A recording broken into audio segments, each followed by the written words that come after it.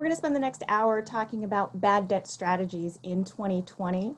We're going to go ahead and have a roundtable discussion and have a panel of our expert guests who've joined us today talking about the ideas that, and we're going to bring in some provoking questions on the advances and creative steps that many of our healthcare organizations are going through at this time.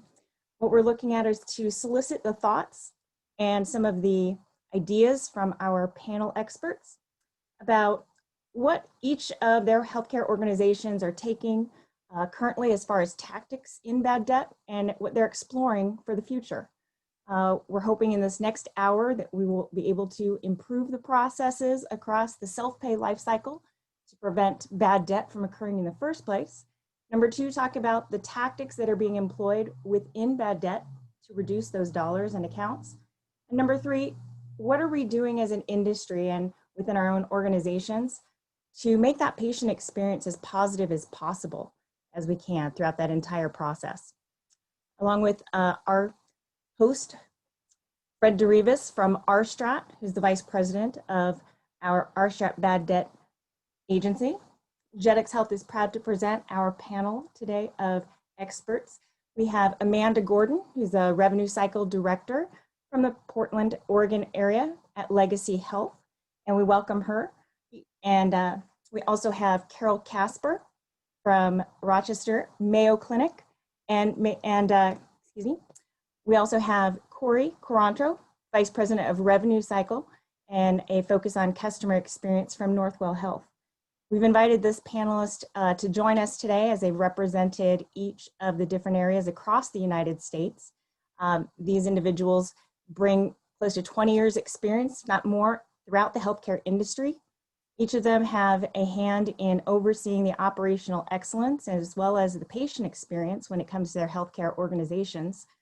And as part of the job in being a revenue cycle management company and a vendor partner to these folks, we're excited to be able to talk about what that looks like going forward in the future, what each of these healthcare executives are bringing to the table today in their organizations. And then as we look at where the influence of, we can't ignore the influence of COVID-19 earlier this year, while the topic of bad debt strategies is something that we've faced with every day in our normal day-to-day careers.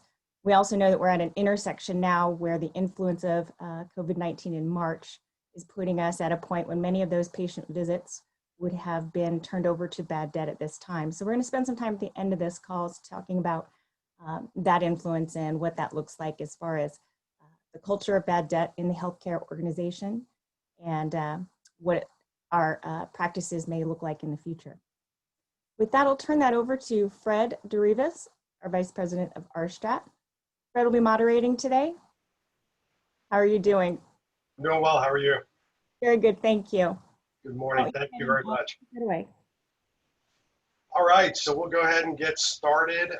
In the interest of time, we've got plenty to cut through, so we'll go ahead and get going. All right, so Carol, there's Amanda, welcome, and Corey. We'll go ahead and get started. Amanda, the first question will be for you. We'll start with you.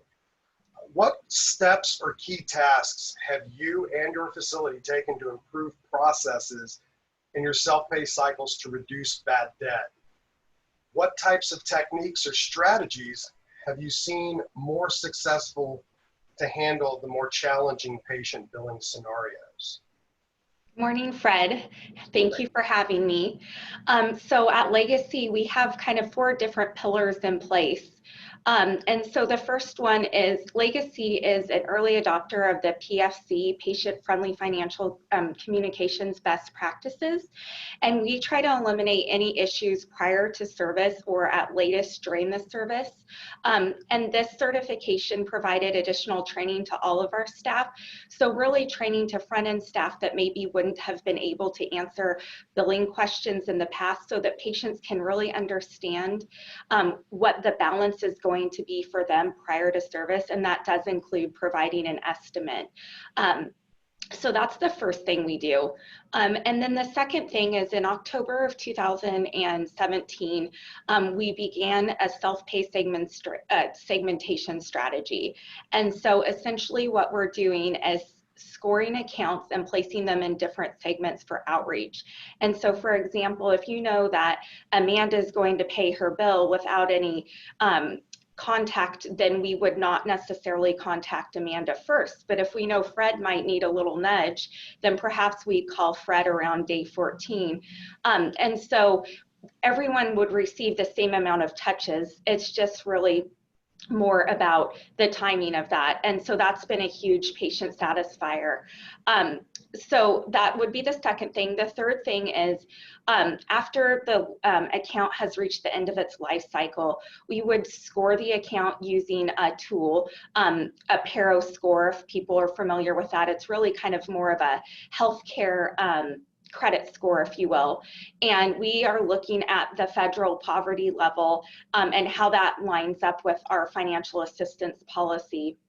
And so if it's clear to us that the patient truly doesn't have resources to pay, instead of sending the account to bad debt, we would go ahead and write that off to charity. Of course, there's a couple of caveats. So for example, if somebody has not provided a COB update or something along those lines, then we would certainly still try to engage with them.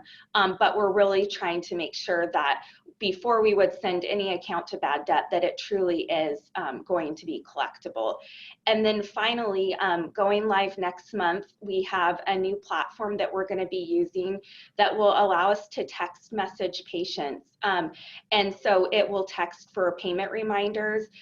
It will have a link so that you can link back into your My Health account or to the website, whatever you're more comfortable with, or you can go into our IVR system and talk with a customer service agent, or even directly speak with a customer service agent without going into the IVR. So we're hoping that that's another consumer-centric strategy that our patients are going to really like to engage with.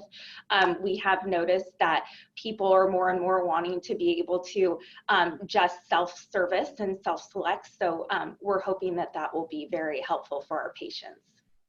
Definitely. That's all really great stuff.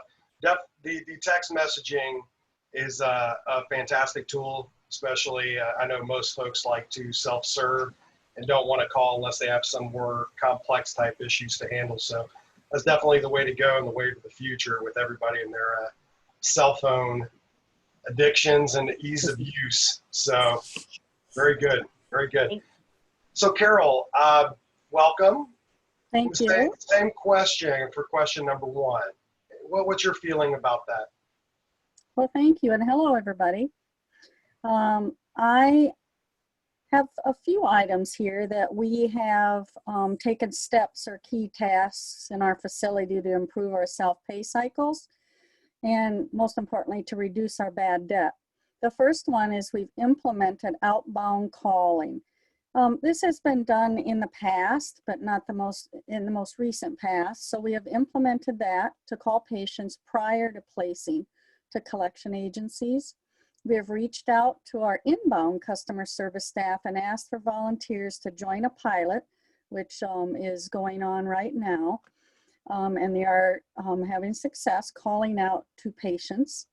They touch base with them at the time in the cycle, which helps identify issues for them, such as insurance problems, unsigned annual Mayo authorizations, and patients that want to pay Mayo rather than a collection agency. The second item is we have a complex accounts team in our department. They were working only account balances over 70,000 at the account level, but now we have dropped that to 10,000, and they will reach out and contact patients with large outstanding balances and work to resolve what the issues are. So that's a separate team that has been successful in working with the patients and with insurance companies as needed.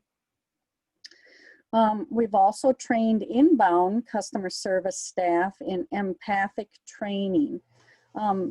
We really feel strongly about the use of empathy when we're on the phone with our patients. And empathy is feeling with someone, not trying to take on their issues that they share with us.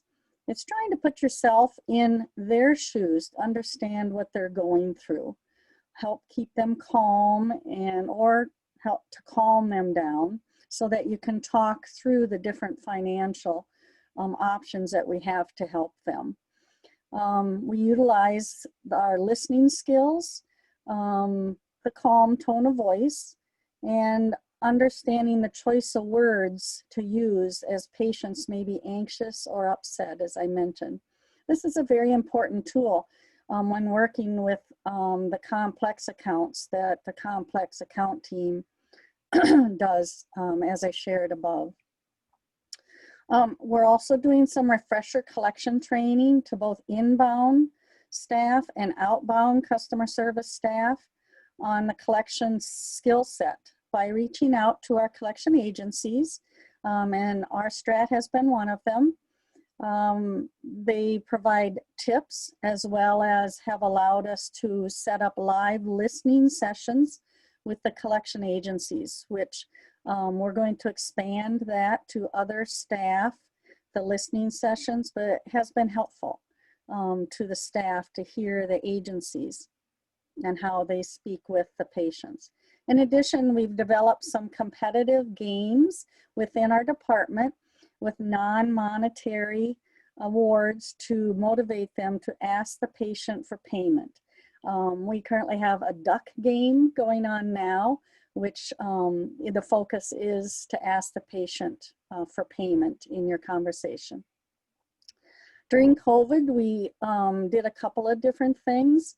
We placed their account on hold if they had open balances for 3 months, if they shared with us that they had unemployment or financial concerns related to COVID. And during this time period too, we have also accepted longer internal patient payment terms. Lastly, I had mentioned a little bit about the live listening sessions. We're going to be expanding upon that with our agencies, and as I said before, allowing other staff members to listen in as the collection agencies and the agents do work with the patients and see if there's any tips or tricks that they can pick up and some collection knowledge. Absolutely. Well, we definitely love partnering with you and providing that information and working with you to help in any way we can. So thank you very much. You're welcome. All right, Corey, same question. Welcome.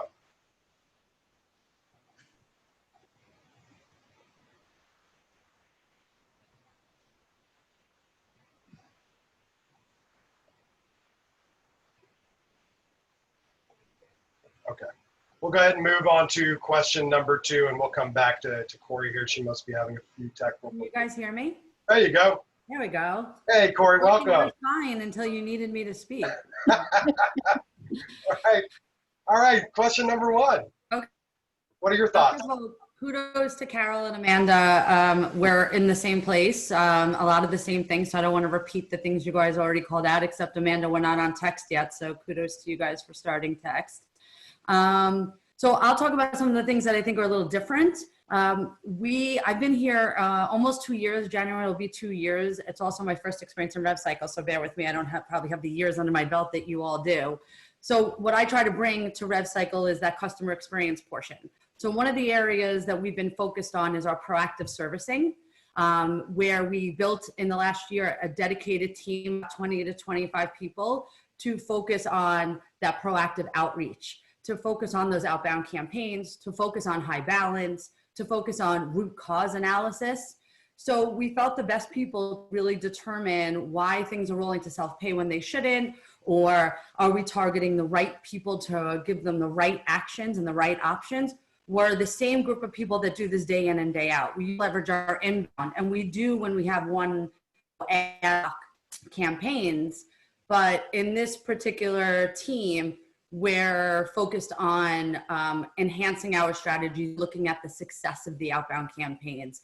Rattling Tyler gruesome and overwhelming. So if we're going to continue to make those outbounds, we want them to be productive. So we've developed ours, and I think things are driving strategy. So we're looking at a lot of things that are rolling to self-pay and error. We should be finding this stuff up front. We should be finding the insurance front. A lot of work in the last couple of months has been on insurance found and looking at the process from beginning to end. We put work groups together from the back end, the front end, the middle, where we have representatives from every portion of the process, and we built Visios that we all agree and align on, as opposed to each team having their own process. They need to know what happens after it leaves their department or before it gets to their department.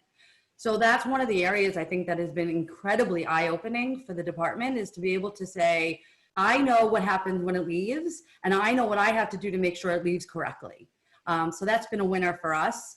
The insurance group has found multi-million dollars of insurance over the last years that should never have rolled, and we found it ahead of time. And that's been a huge win for us. So focusing on the process from beginning to the end of rev cycle has been a big win. So now maximizing the ability to find insurance and registration and what happens after, and all the pings that we do along the way, are they valuable?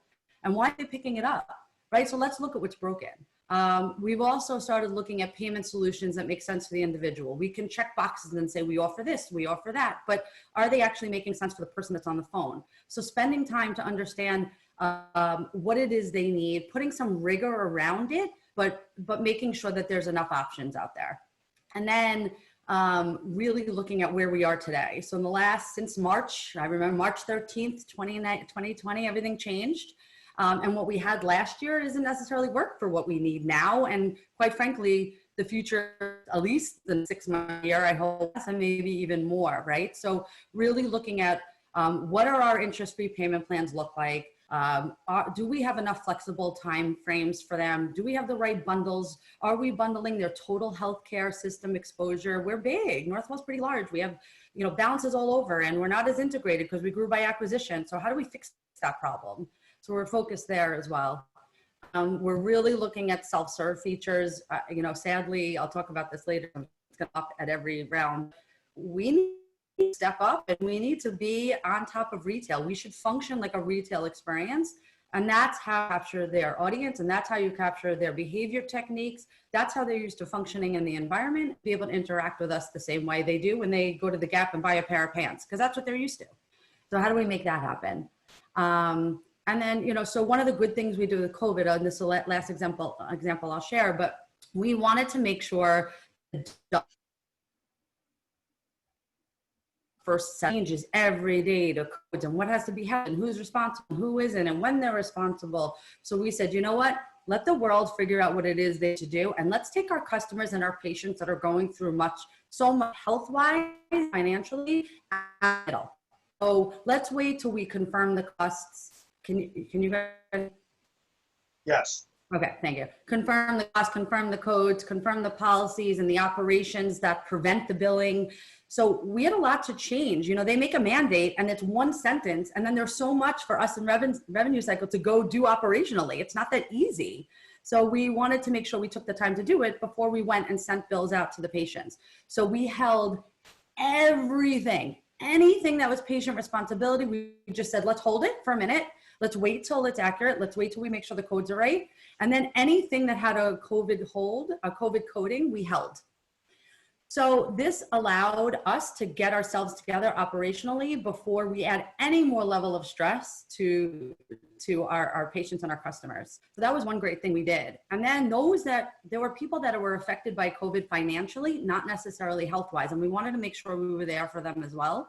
So we said, anytime someone called and they expressed some sort of inability to pay or stress with being able to handle this right now, we said, you know what, we're going to put that balance on hold for you. All your open balances with Northwell, your patient responsibility, we're going to put that on hold for 60 days. And then 60 days from that day, instead of just releasing it, we made an outbound call to every single one of these customers to say, where are you today? What do you need today? Are you ready to pay? Do you want a payment plan? Are you now out of work and need us to run FA? Or do you want us to put it back on hold for another 60 days because we thought 60 days we'd be over it, but here we are 9 months later when we're same place. So we did that for them. And I think that made a big difference. It took that stress off them. So for a minute, they could focus on homeschooling their child, or getting their spouse the care they need, or just figuring out what the new normal was. So I was very proud of Northwell and our ability to be there for our customers during that time. Thank you, Corey. That definitely, you guys took a very, very conservative approach working with patients. And we did the same thing working with the patients as well. So thank you very much. That was very insightful. All right, so let's move to question number 2 for Amanda. What do you perceive are the key things, methods that every healthcare provider or facility should do to enhance the overall patient experience, whether that be staff, technology, techniques? Well, I think that it's definitely around staff training and technology are kind of the top 2 that come to my mind. And so I talked about a little bit before the specific training that we provided to all of our team. And so I'll talk about that a little bit more. So we created training for all folks in the revenue cycle from pre-service all the way to our self-pay team. And so we provided basic definitions, from very simple to, more complex. And so kind of in the past, I feel like there were pieces to the revenue cycle that are very siloed, and a lot of folks that were in, say, patient access didn't understand the billing process, which makes it really difficult when a patient's in front of you and having a question. And now with so much automation and so much that you can do on your own with self-service, going to a website, sending an email, or just really getting online and paying your balance.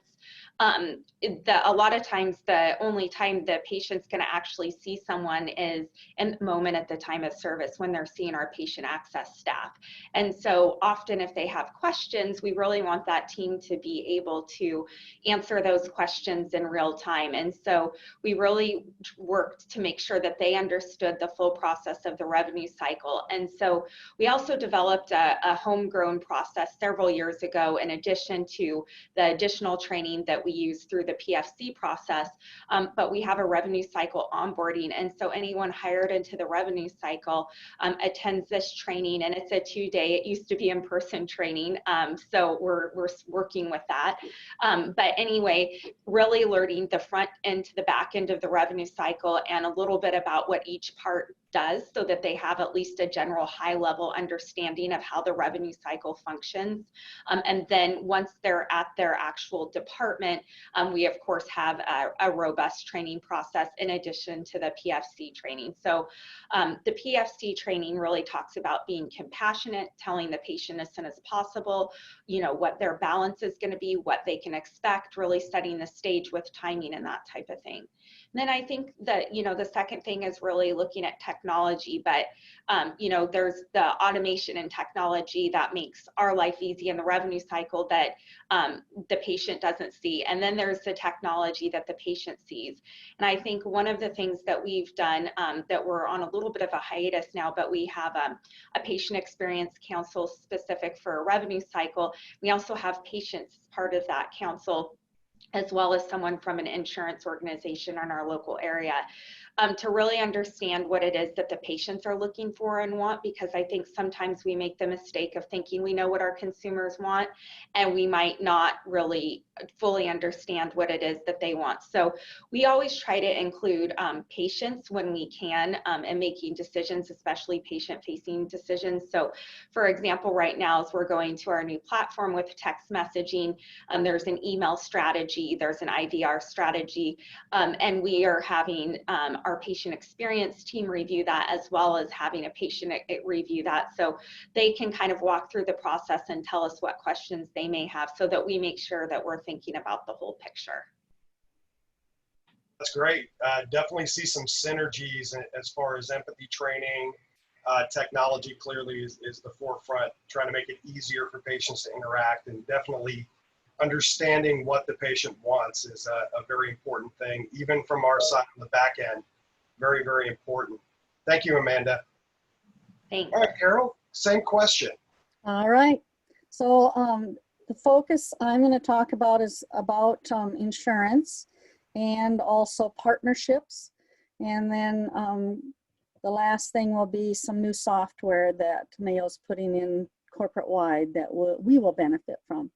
So We've been working on establishing a new group within patient account services to assist billing in managing PR claim denials. So patient responsibility, similar to what Corey, you guys were talking about, on a little bit different approach right now. This includes reaching out to patients for the unsigned authorization forms, documents needed by the patients to supply to an insurance company, which are the two biggest things. We are having that department reside within patient account services, which is different than what has been attempted in the past. And we're working closely with our billing area. So that is also that is also working with, after the claim denial has come back to us, that we try and help the patient find out what they need to do to get that filed.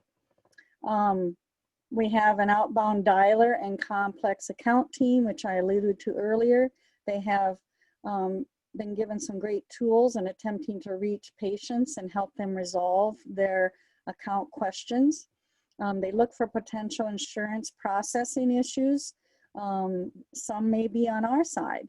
And they screen for financial assistance early in the self-pay cycle, which we've been working towards doing more and more of that, assessing the financial condition of the patients, financial situation of the patients early on.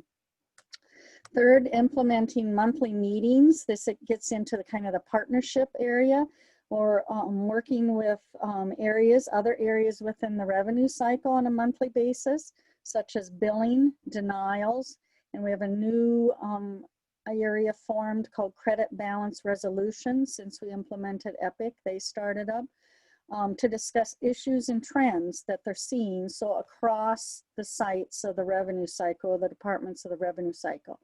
It can be easy to become siloed in your own area. It takes a lot of effort to set up these meetings, find the people to be a part of these meetings, and continue with them on a regular basis rather than just having one or two and then stopping.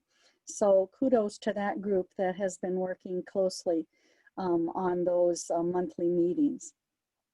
We're permanently assigning, back when we all, right prior to Epic and now going forward in Epic, permanently assigned leads and training teams.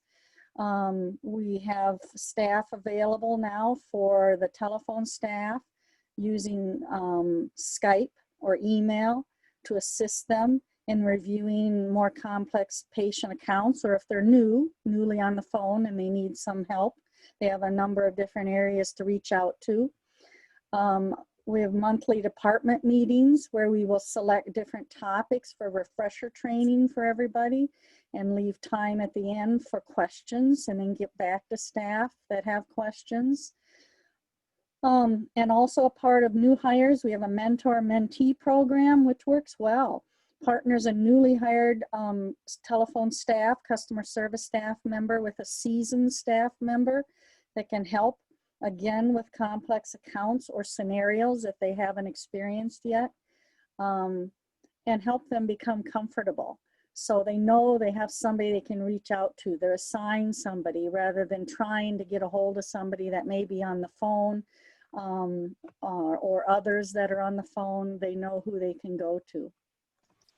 And lastly, Mayo had to delay the go live of this technology because of COVID, but they now are back on track for a company-wide contact software called Calabrio.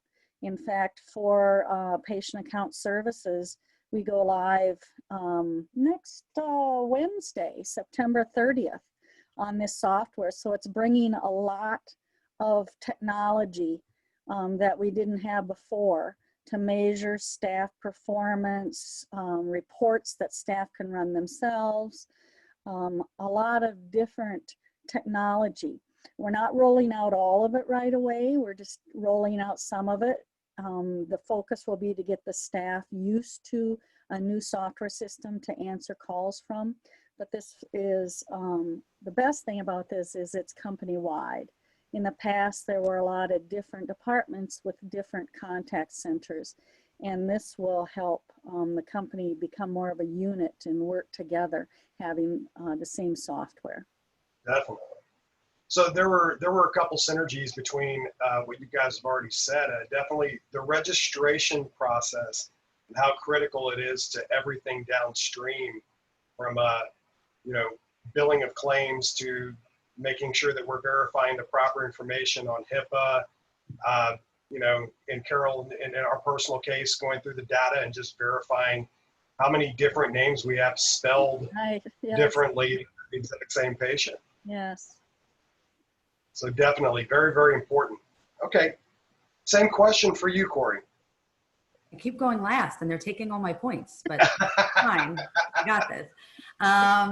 So one of the things we did, just like we built a proactive servicing strategy, we built a service recovery team. We saw that our agents, we call them advisors, and our supervisors were getting bogged down in complex discovery, and we wanted to make sure that they take the time to investigate properly.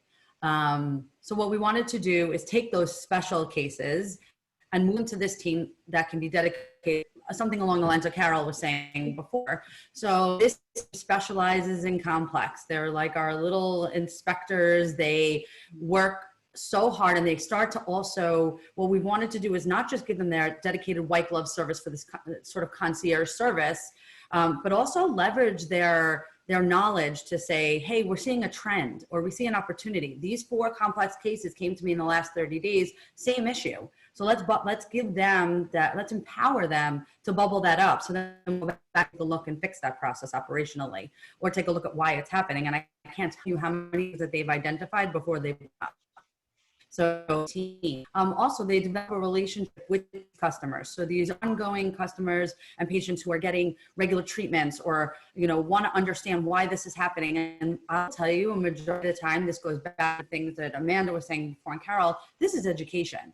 Not only are you educating the advisors, educating the customers, they have no idea what they bought. It's been since we've had the HMO plans, and we're still getting stuck on co-pays, co-insurance, deductibles. They're not there yet. And the insurance companies, as I know they're focused on it, are not enough. They need us to help as well. So we've become educators of their insurance plans. And that's a lot of what we're seeing here. The BAI is almost bogged down more than the pure pay, because they don't understand they have to owe anything. Well, pure self-pay knows they're going to owe, but we're trying to figure out how they're going to pay. The patient responsibility from the BAI plans, they don't expect to owe anything. And if they do, definitely not that much. I can't possibly owe that much. So it's an education of what's left. So we spent a lot of time this year developing training programs around, first off, having the conversation with the car, what exactly is the issue? And they have no idea, or they think it's one thing and it's actually something else. So asking the right probing questions, enough information to understand, address, and ultimately resolve the issue. But sometimes what they say is the issue is not really the driver, and we know that, and we have to understand that. The other thing is developing the right talk-off strategies, right? It's not about talking the customer off the ledge or telling them, trying to convince them that they owe. It's explaining why. If you give them that right soft skill training, and we don't spend it, we talk about it a lot, it's definitely not enough. We need more. So that education around what their financial options are, how to explain it, how to make it available for whoever you're talking to, whether it's that 80-year-old woman or it's that 25-year-old got their first insurance. You have to be able to explain this to who your audience is. So leveraging the historical conversation and tidbits about the customer to enhance the awareness. Who is this person? What their needs are? Build the trust and the relationship. Northwell have previously applied for FA. Have they previously been on a payment plan? What are their previous balances? What are they dealing with today? And then the relevant education, common terms on billing practices, right? So what I said before, we still see the deep need to explain their insurance plan, the policies. Every customer contact presents an opportunity to educate and hopefully avoid future or repeat need to contact again. Terms said before, and provide instruction on what they need for if we have to refer them to their insurance company. So a lot of time they do have to go back to their insurance company.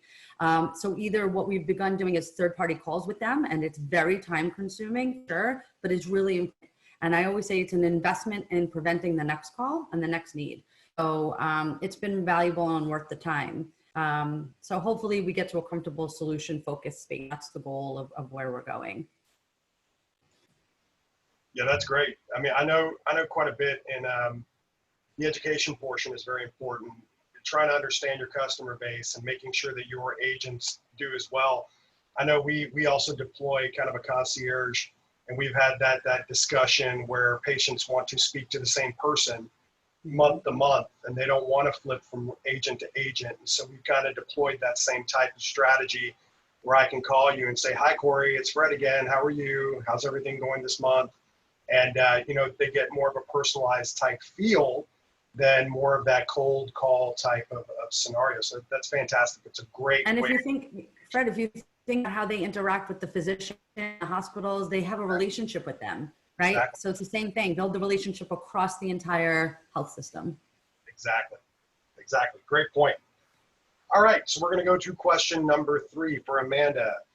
Have any new or successful ideas and or practices emerged since the pandemic hit?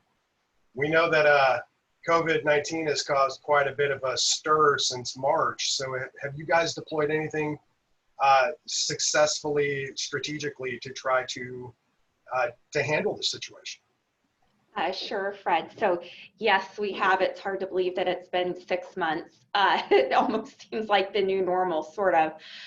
So we've done a couple of different things. On the front end, we, for patients that truly did have to come to our facilities, we tried to do some remote registration. So we do have a pre-service insurance verification department for scheduled services. However, because we had to stop electives for about 6 weeks, you know, that wasn't necessarily something that we continued. And also, you know, there's not a guarantee that you're going to necessarily reach the patient, you know, prior to service. We may try 2 or 3 times, but, you know, a lot of times people don't pick up the phone anymore. You know, you just can't make that connection. And so in the hospital, for example, like in the emergency department, we of course have someone at the quick registration desk because you have to have a person at that point. But we were completing bedside registrations even in the emergency department in the back. So we'd get, you know, the first couple pieces of information and then wait for the MSE to be complete before we would continue. And usually that would always be a person going into the room with the workstation on wheels and completing the registration. So we started doing that to prevent, you know, any type of exposure potentially for our teams as well as for the patients, and called to do the remote registration. And so part of that was we did have to partner a little bit with the clinical staff to make sure, you know, that the patient was able to provide us the information, or if they had a support person with them, then we would complete the registration with that person, just like we would in the acute care setting, you know, if the patient was incapacitated. So that was one of the things that we did. And then we started doing that in more of the outpatient setting too, when folks would come in, say, for walk-in x-rays and that type of thing when we resumed electives, when volumes were lower. So it allowed us to be more efficient, but also to keep everybody safer. And so it was actually pretty successful, and we're still doing it in some areas, especially a couple where volumes are a little lower. Our volumes are really back to baseline for the most part, you know, with a couple of variations, you know, some a little higher, some a little lower, but they return quicker than we thought. And so we've continued with this process, and it's really been a patient satisfier. There are still those patients that want to see someone in person, and especially in some of the outpatient departments, they really want that person sitting there. And so we're kind of working through some of those logistics as kind of the world's changing. But we had talked about it before, but it had kind of forced us to do that. We were also in the process of implementing e-check-in for hospital outpatient departments right as COVID went live. We were a couple months in already with our medical group, but we're really looking to kind of resurrect that now and be able to move that forward a little bit more. The other thing is, of course, I'm sure like everybody else, we moved a lot of patients to telehealth visits wherever we possibly could. And so we're still doing that. And, you know, oddly enough, there are some people who have been really eager to come back into the clinic, and obviously some services that really do require in person.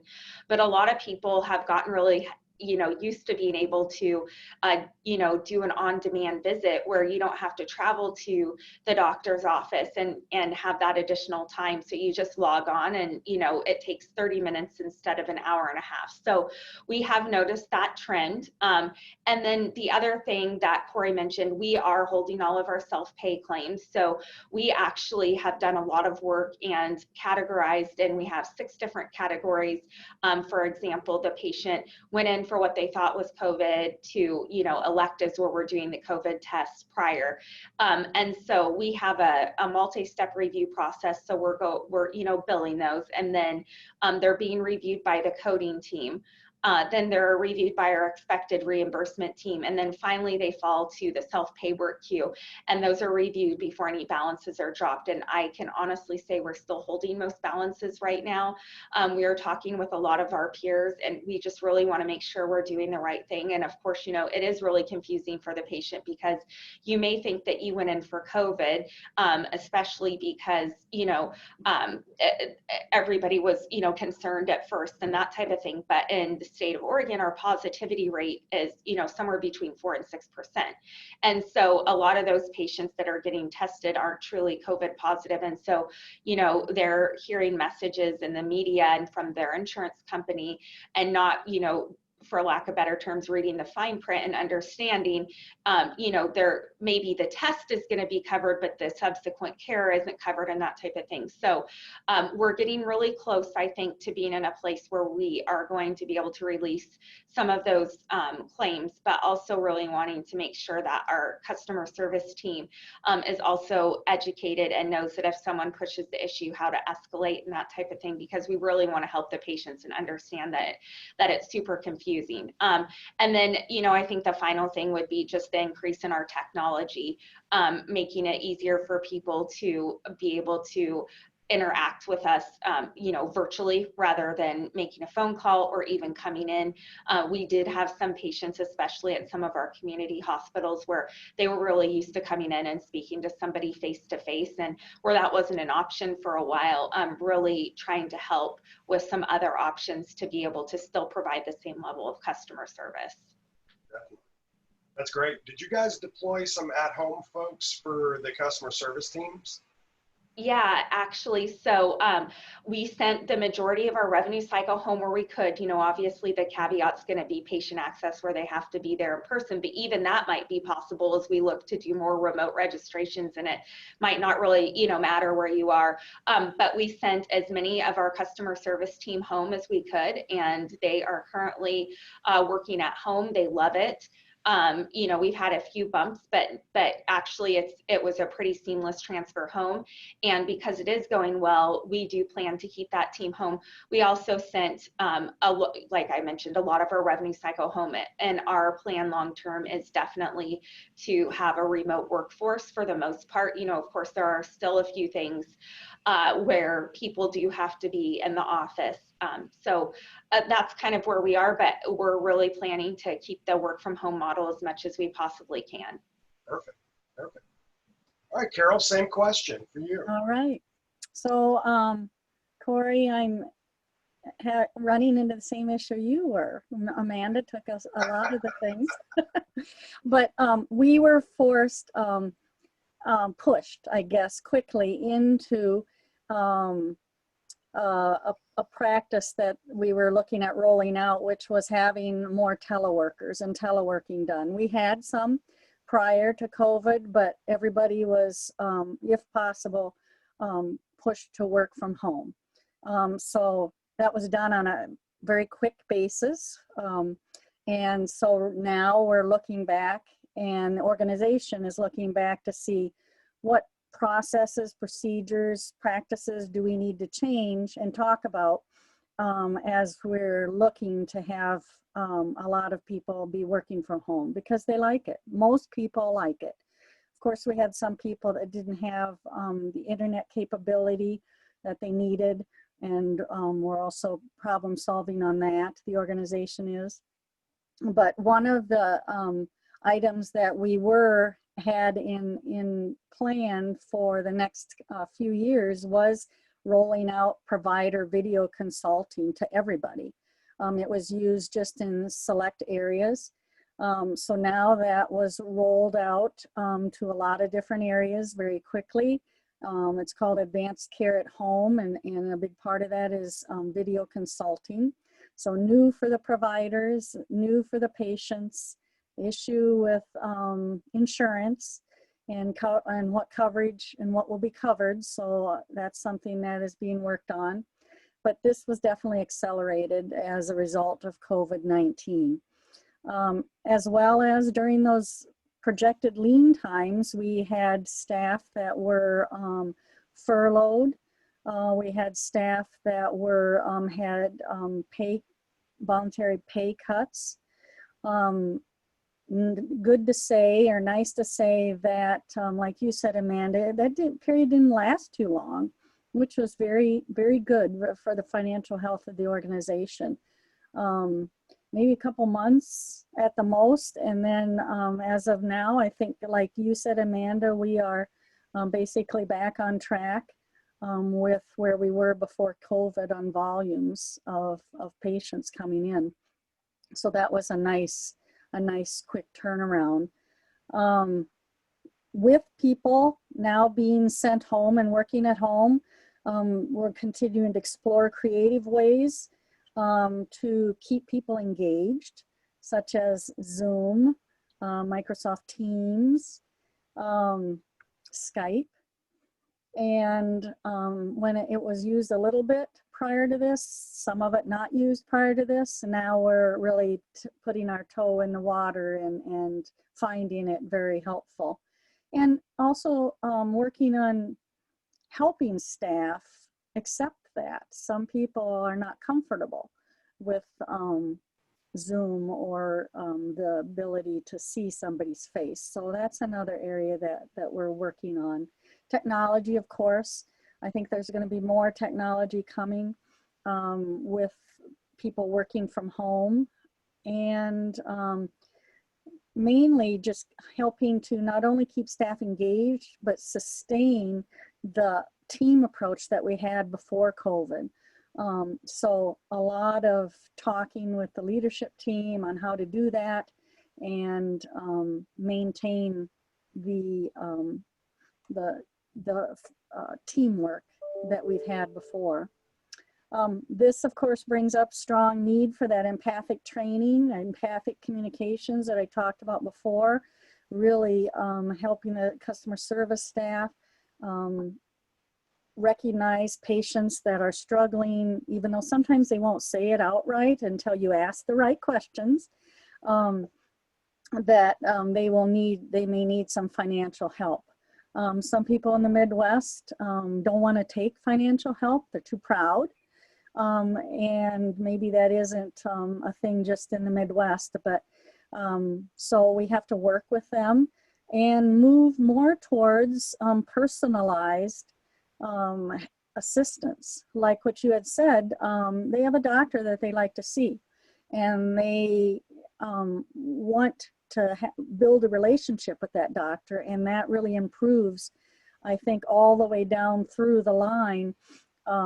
If you have a great relationship with somebody that is asking you to pay for your charges, that's value. That starts at the beginning with the doctor and ends with a great value that they see of coming to Mayo, some driving a long distance to Mayo. So empathic communications and personalizing the approach we have with them. Like at this time, maybe looking at, we have outbound email that we do, but we don't do inbound email. Texting, not yet, but things like that will help personalize what's happening in that patient's life at that time and communicating with them the way they're comfortable communicating. The last thing that really I thought of this last night as I was reviewing for this is I've worked at a few different organizations. This was my first healthcare organization. I've been here 17 years. But the Mayo Clinic leaders were very transparent in their communications to all employees throughout this COVID environment, which really helped us feel more confident and hopeful that our company would emerge successfully. And just kudos to the openness that they have had with us, because I haven't experienced that open at other organizations. So I think that helped people feel, like I said, confident and hopeful that we'll get through this.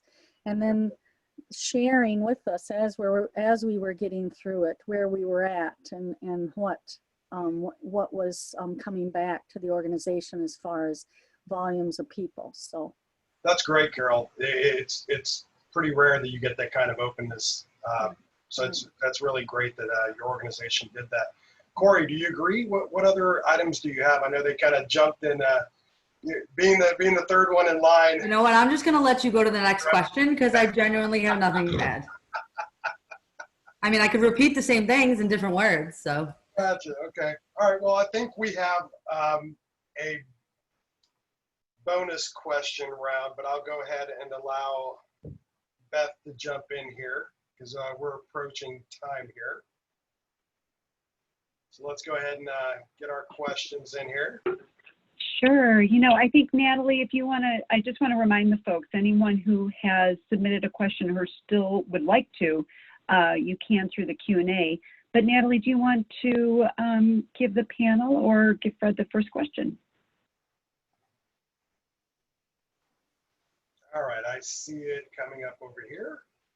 All right, so the first question from our gallery is, what has been the biggest challenge collecting on accounts in 2020? Amanda. Well, it's been a little bit different, but I wouldn't say there's necessarily been a challenge, surprisingly, and that's not what I really expected. You know, I think the only thing maybe these accounts that we have held, especially the ones that are getting a little bit older, we're holding them to try to do the right thing for the patient, make sure the balances are all valid and that type of thing. But we track our self-pay payments on a weekly basis, and we track our overall payments on a weekly basis. There's been some hiccups with the payers, of course, where, they maybe weren't paying us properly for some of the COVID. And so we've gone back with our provider relations reps and kind of worked through those things. But surprisingly, it hasn't been as challenging maybe as I thought. We're also looking at our denials, and we're not receiving any more denials as a result of a COVID diagnosis or COVID testing or anything along those lines. And so, just kind of working through with the payers, we've had a few delayed payments, partially, because they were kind of caught off guard and sent a lot of folks home. So maybe taking a little bit longer from the payer perspective. But the self-pay has been pretty seamless. We did implement a couple of new plans, that the others have already talked about, where if the patient was expressing, concerns or something and needed to put their payment plan on hold, or, if they experienced a job loss or reduction in income, we would, go through our financial assistance process and, really make sure that we are offering help if they needed it. And just really being flexible and compassionate with patients.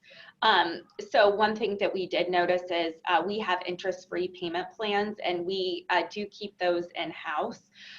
So we have seen more folks that are actually wanting to opt into those payment plans than we have in the past.